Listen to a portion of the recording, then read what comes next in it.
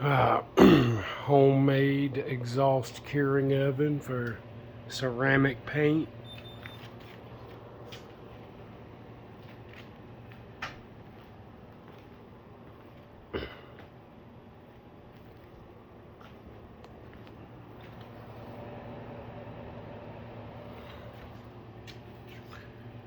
It's up to 217.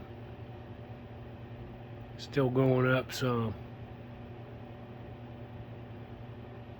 I think it's going to stop at 217.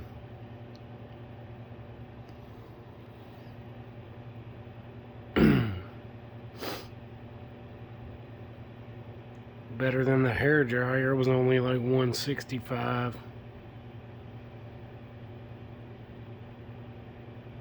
Alright, that's how you can do it. You can cure it enough like that so it won't scratch up for you to get it on the car and cure it completely. There you go.